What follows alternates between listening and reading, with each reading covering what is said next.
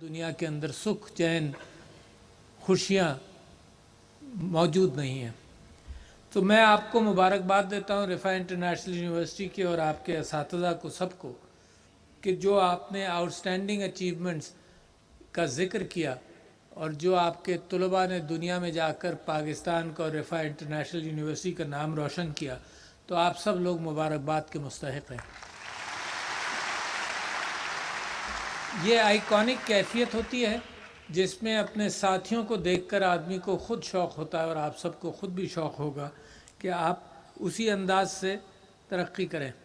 और क्योंकि आप ग्रेजुएट कर रहे हैं तो मैं आम तौर पर इस बात का ज़िक्र करता हूँ, अगर आपने कोई मेरी बात सुनी हुई है तो समा खराशी की माज़रत भी करता हूँ कि ये बेहतरीन मौका है कि मैं आपसे ये कहूँ कि कुरान की हज़रत मूसा की वो दुआ है, रब्बि इश्रह ली सदरी व यस्सिर ली अमरी वहलुल उक़दतम मिन लिसानी व यफ़क़हू क़ौली, ये इससे बेहतर दुआ ज़िंदगी के अंदर और ख़ास तौर पर इस मौके पर आपके लिए नहीं हो सकती कि हज़रत मूसा ये दुआ करते हैं जब अल्लाह ताला उनको ज़िम्मेदारी देते हैं, सुब्हानहू ताला जब उनको हज़रत मूसा को ज़िम्मेदारी देते हैं कि जाओ और फ़िरौन के दरबार के अंदर ये पैगाम पहुँचाओ, तो वो घबराए हुए होते हैं।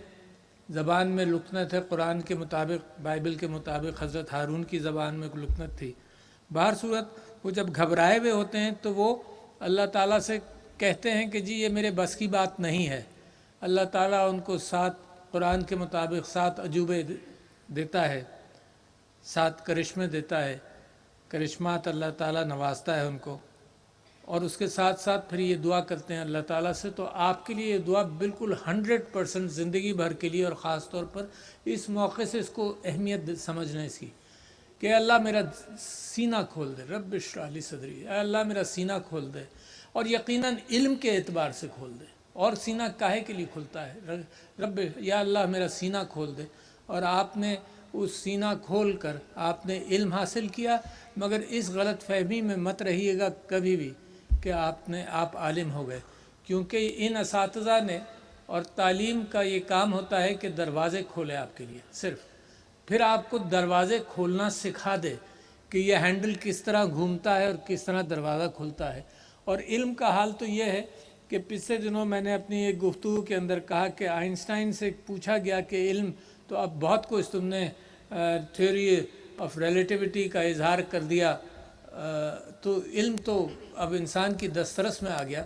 तो उसने कहा ऐसा नहीं है, बिल्कुल ऐसा है कि जैसे एक लाइब्रेरी का दरवाज़ा खोला हो जिसमें हज़ारों और दरवाज़े हों, और उस लाइब्रेरी का भी दरवाज़ा खुला है तो उसमें एक किताब हाथ आई है जिस किताब की कुछ ज़बान हमारी समझ में आई है, बाकी जितनी किताबें हैं उनकी ज़बान भी हमें मालूम नहीं, और इसके बाद भी हज़ारों लाइब्रेरीज़ हैं। तो इल्म अल्लाह की कायनात में बहुत बड़ा है और इंसान के पास कुछ भी इल्म नहीं है। तो इल्म तो आलिम मत समझना, इल्म के हवाले से इनकिसारी रखें। एक किताब है जो इसका मैं मुस्तकिल ज़िक्र करता रहता हूँ, एडम ग्रांट की थिंक अगेन। उसके अंदर यह है कि इंसान किस अंदाज से, मैं अपने मुतालिक जब सोचता था तो मुझे ये ख्याल था कि मैं कहीं फंस जाता हूँ और मेरे इरादे बिल्कुल मुंजमद हो जाते हैं और मैं बदल नहीं पाता हूँ, तो क्यों? तो उसके अंदर उसने 2 चीज़ों का जिक्र किया, उसके अंदर से एक ये भी है। उसने ये कहा कि एक तो इस बात का एहसास रखो कि आप जहाँ पहुँचे हैं ये अल्लाह ताला का आपके ऊपर एहसान है। आप और मैं डिज़र्व नहीं करते थे, लाखों में एक आप लोग हैं।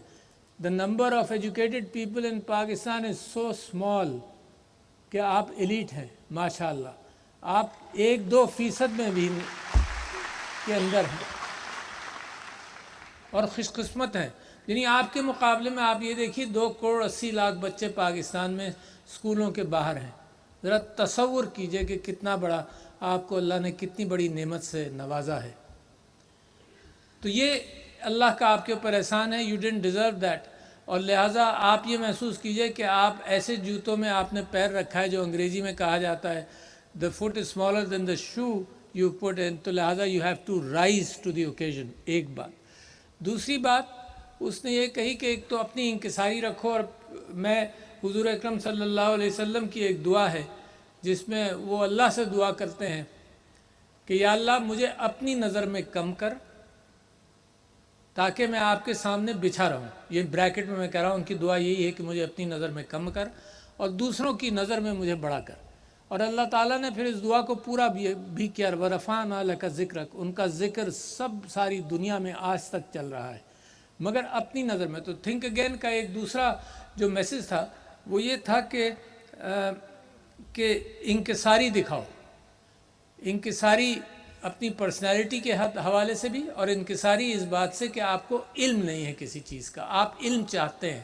تو علم کی تلاش جو ہے وہ حضرت موسیٰ کی دعا کا پہلا فقرہ جو تھا، پہلی کہ رب اشرح لی صدری ویسر لی امری، میرے کام آسان کر. بچوں کتنا ضروری ہے کہ آپ یہ دعا پڑھیں کہ آپ کے اب آئندہ کے زندگی میں آپ کام کرنے نکلیں گے تو آپ کے کام اللہ سبحانہ و تعالیٰ آسان کرے. واحلل عقدۃ من لسانی، آپ کورسز سیکھتے ہیں آج کل، پڑھائے جاتے ہیں آپ کو کہ آپ کی کمیونیکیشن سکلز بہتر ہوں، اور کمیونیکیشن سکلز ہی میرا اور آپ کا تعلق ہے. اگر آپ کمیونیکیٹ نہیں کر سکتے مجھ سے تو میرا آپ کا تعلق بڑا محدود ہو جاتا ہے، بہت ہی محدود ہو جاتا ہے. تو لہٰذا دنیا میں سکھایا جاتا ہے کہ اپنی بات کس طرح سے کہو، کس طرح سے لوگوں تک پہنچاؤ، الفاظ کا چناؤ کی احتیاط رکھو کہ غلط فہمی نہ ہو. جو مجھے مستقل، میں ٹی وی پر انٹرویو دیتا ہوں، کہتا کچھ ہوں، سمجھا کچھ جاتا ہے، خبریں کچھ اور لگتی ہیں. تو میرے ساتھ تو مسلسل یہ واقعہ ہے. یہ میں دعا اسی لیے پڑھتا رہتا ہوں کہ میری بھی کمیونیکیشن سکلز بہتر ہوں. روزانہ کی انسان کی زبان بڑی محدود ہے، 6-7 ہزار الفاظ ہیں جس کے اندر وہ لاکھوں اپنے جذبات کی عکاسی کرنے کی کوشش کرتا ہے. لہٰذا پرابلمز ان کمیونیکیشن دنیا میں جنگوں کی باعث بنتے ہیں. فوبیاز اور پرابلم، اور فوبیاز یہ کہ یہ کیا سوچ رہا ہوگا، کہہ کچھ رہا ہے، سوچ کچھ اور رہا ہے، کرنے کی نیت کچھ اور ہے. تو واحلل عقدۃ من لسانی، میری زبان اللہ سبحانہ و تعالیٰ کھولے. ویفقہوا قولی، مگر اور ساتھ ساتھ آخری بات کہ جو میں کہوں اس کا اثر بھی ہو. ورنہ کوئی فائدہ نہیں کہ میں آج یہاں آپ کے سامنے تقریر کر کے چلا جاؤں اور اس کا اثر کوئی نہ ہو. تو صرف اس بات کی خوشی ہوگی کہ تقریر کر لی، آپ سے بات پہنچا دی، مگر اگر اثر نہیں ہوا اس بات کا تو میں سمجھتا ہوں میرا یہاں آنا اور یہاں سے چلے جانا بھی بیکار ہے. تو لہٰذا میں آپ سے یہ بات کہہ رہا تھا کہ یہ دن ہے آج کا دن جس کے اندر اس طرح سے میں سارے یونیورسٹی اسٹوڈنٹس جو دنیا میں قدم رکھنے جا رہے ہیں ان کو اس ذمہ داری کا احساس دلاتا ہوں. اور ساتھ ساتھ یہ کہتا ہوں کہ مسلمان امت کے اوپر اگر حضور اکرم صلی اللہ علیہ وسلم کی گفتگو کروں تو کس وجہ سے، خاص طور پر کیونکہ میری جتنی ملاقات پروفیسر انیس احمد صاحب کے ساتھ پہلے پرانی ہے اور اس پریسیڈنسی میں آنے کے حوالے سے کے بعد رفاق کے حوالے سے ہوتی رہی ہے، تو میں آپ کی یونیورسٹی کی سوچ سے بڑا متاثر ہوں کہ کس طرح سے بڑا متاثر ہوں. میں نے ان سے یہ ذکر کیا، دو چار ڈائریکشنل سوچیں ہیں جن سے میں متاثر ہوں. ایک نیشنل ڈیفنس یونیورسٹی سے، کیونکہ وہاں ایک پاکستانیت کے اعتبار سے اور پاکستان کے اہم مسائل کے اعتبار سے مختلف لوگوں کو جوڑا بھی جاتا ہے، سکھایا بھی جاتا ہے، بتایا بھی جاتا ہے. اور رفاع انٹرنیشنل سے کہ کہاں اچھے اقدار بھی آپ کے علم کے ساتھ آپ کو دی جاتی ہیں. تو لہٰذا اصل میں نے تو ان سے یہ بھی سوال کیا، اور این ڈی یو جاتا ہوں جب بھی یہ سوال کرتا ہوں کہ اس کا ریفلیکشن دوسری یونیورسٹیز کو لینا چاہیے، اور لے بھی رہی ہیں، مگر اس کی رفتار تیز ہونی چاہیے. کیونکہ بچوں مجھے یہ خیال ہے کہ دنیا کی ترقی کے اندر، انسان کی ترقی کے اندر اب وہ زمانہ آ گیا ہے اے آئی کی بنیاد پر اور انٹیلیجنس کی بنیاد پر، اور یہ کہ سارا علم اس وقت کلاؤڈز کے اندر موجود ہے کتابوں سے زیادہ. تو اس کی بنیاد پر میں سمجھتا ہوں کہ دنیا کی پہلے بھی کیفیت تھی مگر اب بڑھ گئی ہے کہ علم کی طاقت اور عقل کی طاقت پر دنیا ایک دوسرے پر اپنا زور، چاہے انٹلیکچوئل اچھائی کا زور ہو یا برائی کا زور ہو، تو اس کی ہی بنیاد پر چلے گا. اچھا، جب اگر صرف یہ بنیاد رہ گئی، معدنیات اور ذخائر اور نیچرل ریسورسز سے کہیں زیادہ اس بات کی اب دنیا میں قدر ہے کہ انسان کی عقل کی ضرورت ہے، ہیومن ریسورس کی ضرورت ہے، ریسرچ کے اندر ضرورت ہے. اور ریسرچ میں نے آپ سے بتایا کہ آپ کو عشر عشیر کا بھی علم نہیں ہے، مگر اے آئی اور آئی ٹی اور اس اعتبار سے آپ کی دسترس میں یہ ٹیلی فون اور یہ اسمارٹ فونز اور یہ اسمارٹ کمپیوٹرز نے علم جب آپ کے پاس لے آئے ہیں تو اس وقت you are on almost a level playing field. پہلے تو علم حاصل کرنے کے لیے سب آپ کے اساتذہ میں بہت سارے لوگ خود باہر جاتے تھے، ان کے خاندان کے اوپر جو فائنینشیل بوجھ ہوتا تھا وہ اٹھاتے تھے اور جا کر علم حاصل کر 3-4 سال بعد 5-6 سال بعد واپس آتے تھے. امیجن کریں کتنا ٹائم لگتا تھا اور پھر آ کر یہ پڑھاتے تھے. اس وقت یہ 5-6 سال کی وقفے کی بھی ضرورت نہیں. تو لہٰذا میں پاکستان کو یہ کنونس کرنا چاہتا ہوں کہ اس وقت اس سے اچھا موقع نہیں ہے، اس سے بہتر شارٹ کٹ نہیں ہے کہ دنیا میں علم کے دروازے کھل گئے ہیں. اور میں ہائر ایجوکیشن کمیشن کے چیئرمین یہاں موجود ہیں، میں ان سے درخواست کرتا ہوں کہ ایک آن لائن ایجوکیشن پالیسی ہے جو کسی وجہ سے تاخیر کا شکار ہے کہ اس کو جلدی اس کو نوٹیفائی کریں تاکہ یہ ادارے اس کو اٹھا سکیں. تو لہٰذا یہ جو طاقت ہے، یہ جو اب آپ کی انڈیویجول طاقت ہے، آپ اسٹرکچرڈ لرننگ سے اب باہر آئے ہیں. آپ کی اکثریت اب ہائر لرننگ میں شاید نہ جائے، مگر higher learning structured higher learning میں نہ جانے کا مطلب یہ نہیں ہے کہ آپ کی ہائر لرننگ مسلسل ہوتی نہ رہے. میں اپنی گواہی دیتا ہوں، یہ سارے اساتذہ اپنی گواہی دیں گے کہ جو انہوں نے اسٹرکچرڈ لرننگ میں حاصل کیا تھا اس سے کہیں زیادہ یہ بعد میں زندگی میں حاصل کرتے رہے. تو لہٰذا یہ جو راستہ ہے اس کے اندر میری خواہش یہ ہے کہ پاکستانی تیزی سے بھاگے. جب اس کے اندر کوئی رکاوٹ نہیں ہے، اس کے اندر رکاوٹیں جب موجود نہ ہو تو یہ دنیا کے وہ زمانہ آ گیا جس کے اندر آپ کو ترقی کے راستے میں کئی دہائیاں نہیں گزارنی پڑیں گی. میں ایسے ممالک سے واقف ہوں جنہوں نے آزادی پچھلے 1-2 دہائیوں میں حاصل کی. ایک کی مثال دیتا ہوں، ایسٹونیا. ایسٹونیا کا footprint on a number of issues is far bigger than its population. Netherlands کا footprint for example in agriculture 19 گنا پاکستان سے چھوٹا ملک، 19 گنا چھوٹا ملک. پانی کی پہلے بہتات تھی، اب قلت، اس کے باوجود second biggest exporter of food to the world. 19 گنا چھوٹا پاکستان سے. آپ صرف تصور کیجئے. اور ایسی کوئی کاپی رائٹڈ ٹیکنالوجی نہیں ہے. اس کے پیچھے 3-4 عناصر ہوں گے. علم ہوگا، علم کی ڈائجسشن ہوگی اور اس کے اوپر عمل ہوگا. یہ تینوں چیزیں پاکستان کے اندر ان کی کسر ہے. مگر بچوں، آپ سے میں گزارش کرتا ہوں، آپ سے التجا کرتا ہوں، اور میرے چند مہینے اس آفس میں رہ گئے ہیں تو آلموسٹ آپ سے بھیک مانگتا ہوں، کیونکہ پاکستان کی ترقی کی بنیاد اس کے اوپر ہے کہ آپ لوگ کیا کریں گے. یعنی یہ بیٹن جو ہے جو بزرگوں کے پاس ہے، یہ آپ کے ہاتھ میں آ گیا ہے. تو لہٰذا دنیا کے اندر ترقی کرنے کے حوالے سے چھوٹے چھوٹے ممالک اتنے بڑے بڑے فٹ پرنٹس کے ساتھ، بیکاز علم حاصل کیا، اچھے ڈیسیشنز کیے اور اس کے اوپر عمل کیا. یہاں ڈیسیشن میکنگ بھی سلو ہے. اگر میں کچھ چیزوں کے اوپر نشاندہی کروں جو میرے 4-5 سال کا تجربہ یہاں پر ہے، بہت سلو ڈیسیشن میکنگ. یعنی کوئی چیز، میں ایک مثال دیتا ہوں کہ کمپیوٹنگ کے اندر policy on data and computing, جو data secrecies and everything, India نے 2012 میں پاس کی، پاکستان نے 2022 میں پاس کی. یہ فرق ہے. 10 سال کوئی دنیا کے ممالک انتظار کریں گے؟ اس فاسٹ فیس دنیا کے اندر کوئی انتظار نہیں کرتا. تو لہٰذا جو میں آپ سے کہہ رہا ہوں، کسر علم حاصل کرنے کی جو آپ کریں گے، اور کسر حکومت پاکستان اور سیاستدان پاکستان کے، کہ وہ جلدی اس کو ڈائجسٹ کر کے نکالیں. میں لوکنگ ایٹ آن لائن مثال کے طور پر، میں نے 2007 میں اس کا شنزن میں تقریر کی تھی کہ وہ نالج جو ویڈیو ٹیسٹ پر یونیورسٹی آف میشیگن، جو میرا الما میٹر تھا، 75 میں نے ماسٹرز کیا، جو وہاں موجود ہے وہ آج میرے ڈاکٹروں کو یہاں مل جائے. رفا کا بھی ایک ڈینٹل سکول ہے ماشاءاللہ، تو آج مل جائے تو میرا ڈینٹسٹ دنیا کا بہترین ڈینٹسٹ آج بن جائے گا 2007 میں. اور ابھی تک کوشش کر رہا ہوں. یہ تو کووڈ کا بھلا کووڈ کی وجہ سے ہوا، جہاں اتنے نقصانات ہوئے کووڈ کی وجہ سے ہوا کہ یہ ہم نے اپنا دماغ کھولا تاکہ ہم آن لائن ایجوکیشن کے اوپر بات کریں. کووڈ سے مجھے یاد آیا کہ دیکھیں بچوں، بہت اس بات کا ذکر رہتا ہے کہ پاکستان اچیو کچھ نہیں کرتا. میں آپ سے کہتا ہوں کہ یہ وہ مثال ہے کووڈ کی جو میں آپ کی آخر میں ہمت بڑھانا چاہتا ہوں کہ کووڈ وہ مثال ہے جس کی بنیاد پر Pakistan was almost 5th most efficient country in the world to have handle covid. 5th most efficient.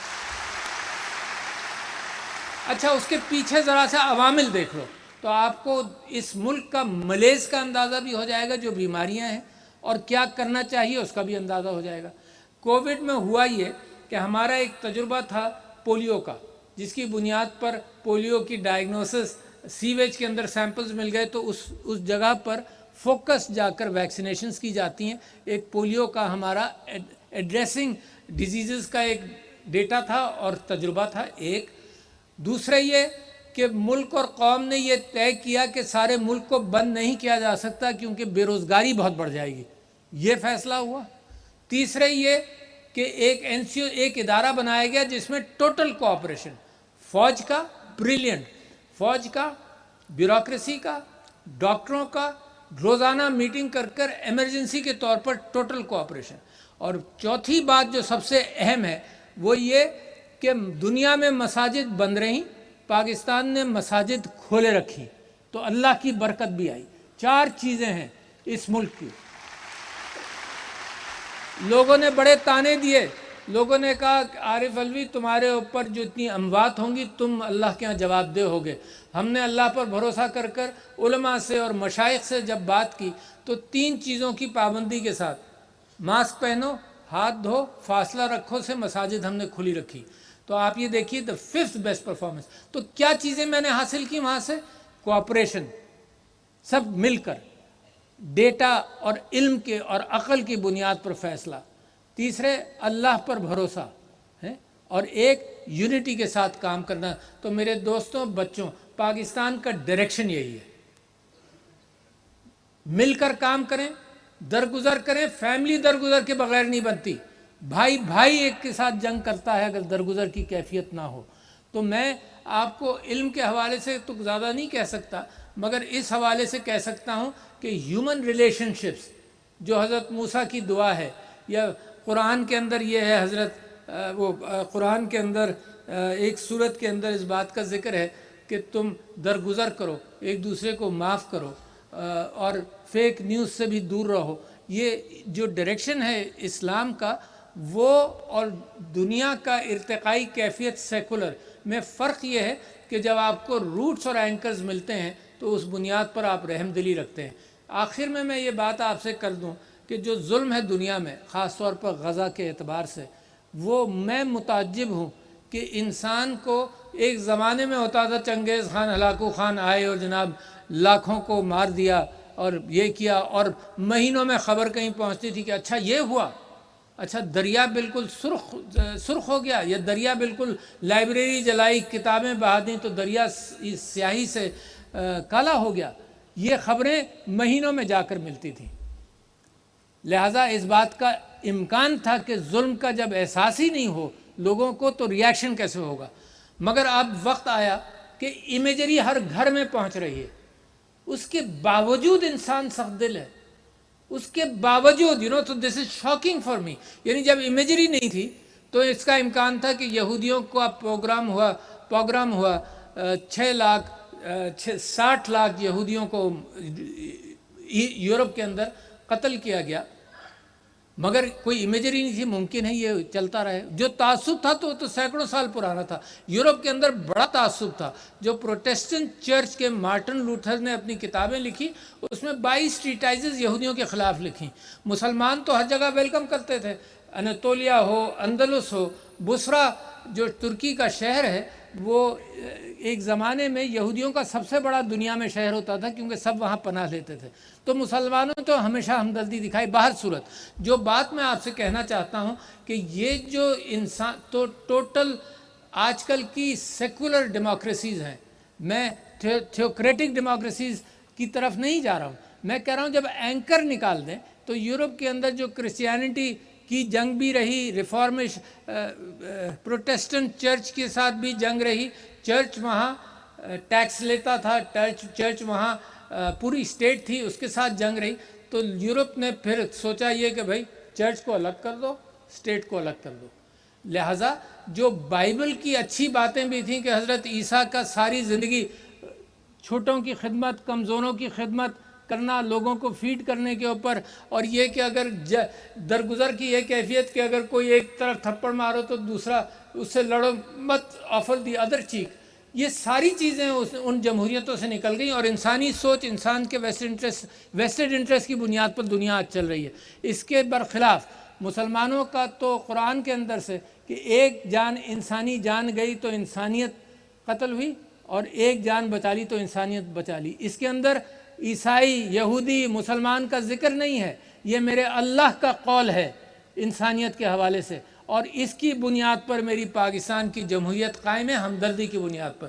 تو دیکھو اس وقت انسان کو ضرورت ہے کہ اللہ کا پیغام، قرآن کا پیغام، میرے نبی کا پیغام دنیا کو ضرورت ہے، ڈسٹریبیوشن آف ویلتھ کے اعتبار سے ضرورت ہے، ایکسپلائٹیشن آف دا پور کے اعتبار سے ضرورت ہے، ڈسٹرکشن آف ہیومن لائف کے اعتبار سے ضرورت ہے۔ یہ جو سخت دلی آئی ہے کہ بچے مر رہے ہیں اور لوگوں کا دل نرم نہیں ہو رہا، اس حوالے سے ضرورت ہے۔ غریب دنیا کے مسلمان ہو، غریب انسان جو بھاگ بھاگ کر ظلم والے دنیا سے ترقی یافتہ دنیا میں جاتے ہیں، یہ ان کی ضرورت ہے۔ تو میرے بچوں، بھائیوں، یہ آپ کے لیے یہ راستہ ہے جس کو میں بتانا چاہتا ہوں۔ آپ کو معلوم ہے میں یہاں صرف آپ کی یادداشت کے اعتبار سے اور پرائرٹیز کے اعتبار سے آپ کے سامنے یہ بات رکھنا چاہتا تھا کہ جس کے اندر آپ کو یہ خیال ہو کہ ایک دہائی نہیں لگے گی اگر آپ نے انٹلیکچوئل چینج قرآن اور سنت اور انسانیت کے اعتبار سے اور علم کے اعتبار سے اگر آپ نے لے لیا تو ایک دہائی نہیں لگے گی کہ پاکستان دنیا کی رہنمائی کر سکے گا، اور یہ امانت میں آج آپ کے حوالے کر کے جا رہا ہوں۔ بہت شکریہ، السلام علیکم۔